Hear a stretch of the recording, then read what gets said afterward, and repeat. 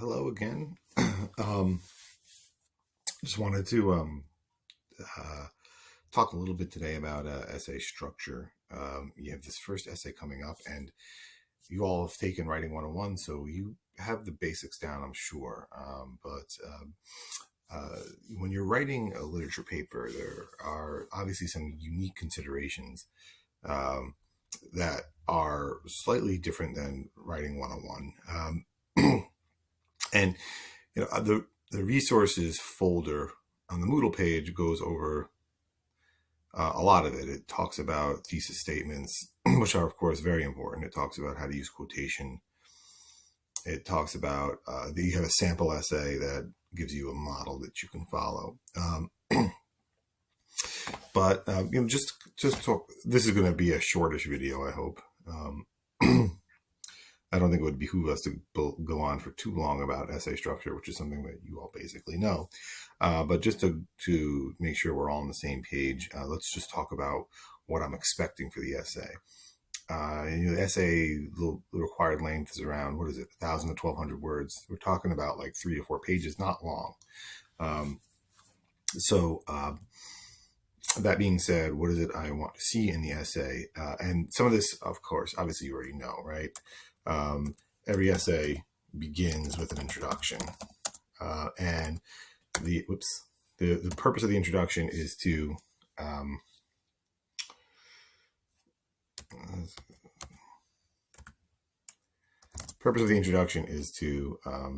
one, you want to establish the subject matter,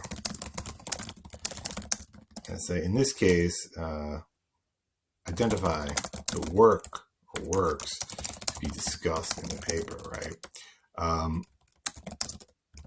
Every essay should be built around the work you're discussing. So the point of the essay is to always provide some insight on the literary text. To that end, the introduction should establish from very early on which literary text you're talking about. So if you're writing a paper on the Cask of Amontillado or on the Birthmark, you should let me know about that in the introduction. Don't leave me hanging. Don't make it a surprise for the second paragraph what work you're writing about. And of course, let me do it this way. Trying to keep this. Every introduction should, one, establish the subject matter of the essay, identify the works to be discussed, and should conclude with a clear, arguable thesis statement. Now, I have a lot in the folder about what a thesis statement for a literature paper should be like, but just to verbalize it, the thesis should be some kind of claim you are making about the text. In the case of this assignment, if you're doing option 1, which most people usually do, the one text option, you're making an argument about theme. And as the textbook makes it clear, theme is like the overall meaning of the work. So what do you think this work really means? Not just what it's about, not what happens in it, but what does it mean? Is there some kind of interpretation that you can make beyond the surface level of the text, right? And the basics of that argument would be the thesis statement, right? So the thesis is an interpretive claim about a work. Right? So that's the job of your introduction. And again, if you go into the Moodle page, right, into our class, by the way, I have a Comp 1 that I'm teaching in summer 2. I know none of you need that, but if you have a friend or something that's looking to get started on their comp class, give me a shout out to them because I need some people to sign up for it so it doesn't get canceled. All right, anyway. By the way, I apologize. I don't know how to get rid of this current button. Like, obviously, the current label is totally inaccurate. I've been searching around to try how to change that or just get rid of it, but obviously just follow along with the dates. Ignore this current designation. It's just a picadillo of Moodle, and I don't know what to do about it. It's probably because I renamed all the weeks into 2-day chunks, because obviously this is not a regular semester. It's but because I started from a template of 1 week per class or 1 week per section, then it still thinks we're on the first week. I don't know. Just ignore that. Anyway, let's go into our actual current week, which is the 27th and 31st. And sorry, some of this stuff is hidden to you basically, but if you go into the essay resources tab, just please note I have I have 2 handouts on thesis statements that you should take a look at, right? One's a PowerPoint, one's a Word doc. They have some redundancy between them, so you could probably just do one or the other, but you should definitely look at one of them, ideally both of them. I'm on a Chromebook, so it's being annoying about my Word document. We'll just ignore it for now, but trust me, it's there. And this PowerPoint as well. Can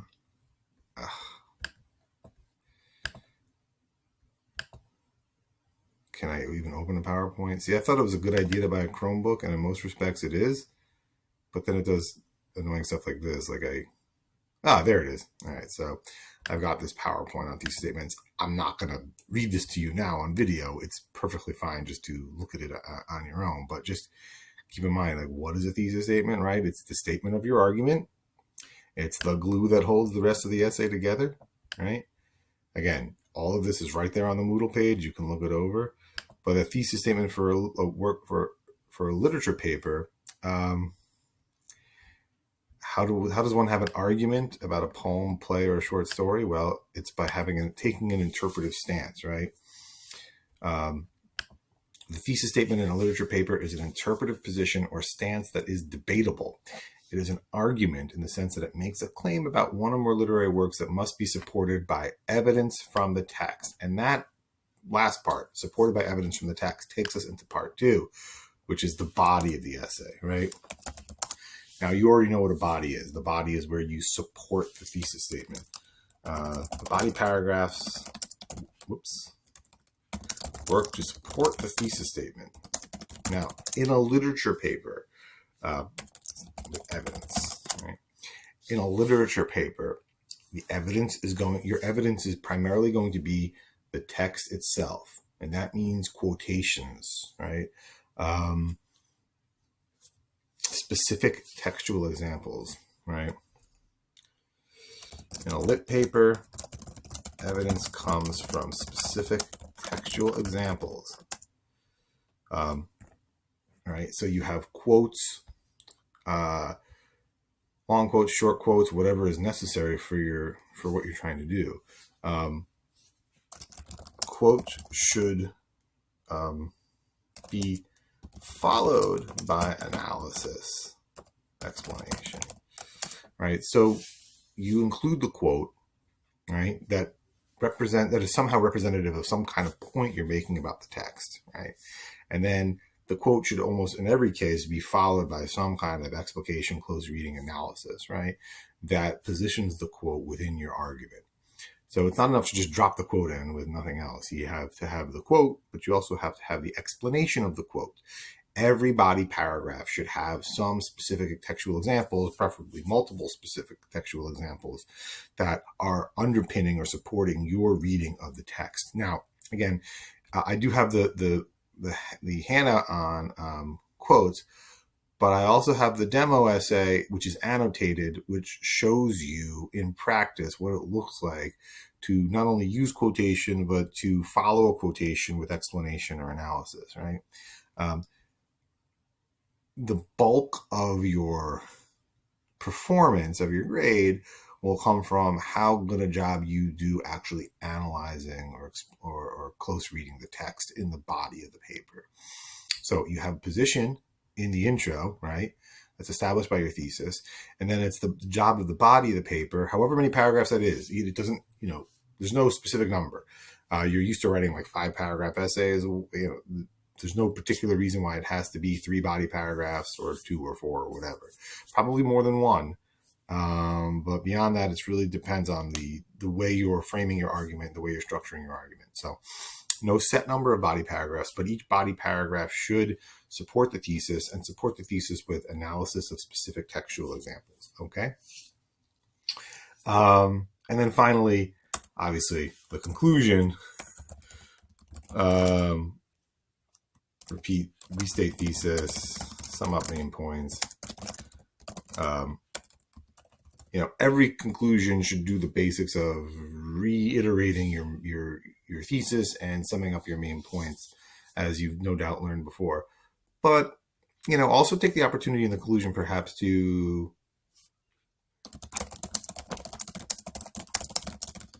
be a little bit speculative.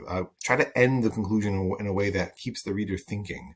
And this is maybe not the most important thing for your grade, because of course, by the time you get to the conclusion, in all honesty, the performance is basically set. So it's very rare for the conclusion itself to do all that much that will change the estimation of the grade, other than just not including a conclusion at all.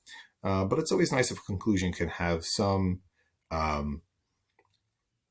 beyond just reiterating and restating. If there could be something to keep me reading to the end, maybe connecting the point to the real world or real life or history, or just some kind of ending with some kind of philosophical flourish that leaves one thinking, right? So again, just to sum up, introduction, make sure there's a clear debatable thesis in the introduction, usually at the end of the introduction, right?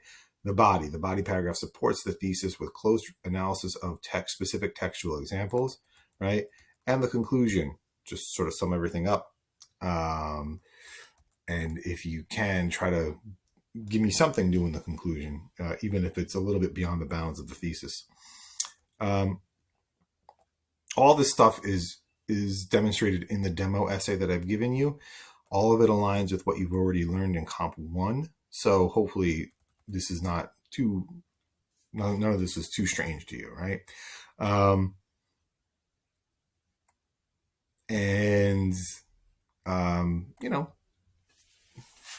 don't think you'll have too many problems with this. Just do what you already know. Intro, body, conclusion, specific textual examples, and you'll be okay. If you have specific questions beyond this, always welcome to shoot me an email or whatever. Even just comment on. Well, I don't know if you can't comment on this video because it's not hosting it on YouTube. I'll just be directly posting it. But shoot me an email or send me a message through Moodle, preferably an email, and we can talk. All right. Okay. Well, good luck with essay number 1. And of course, you always have an opportunity as well to revise if you're not happy with your grade. If you want it to have a revision opportunity, although the timeline is really tight on that, we can always work something out. All right, so I'm signing off for now, and we will reconvene on Monday to begin Unit 2, Poetry. But first things first, get that paper done. All right? Okay, I will see you soon. Let's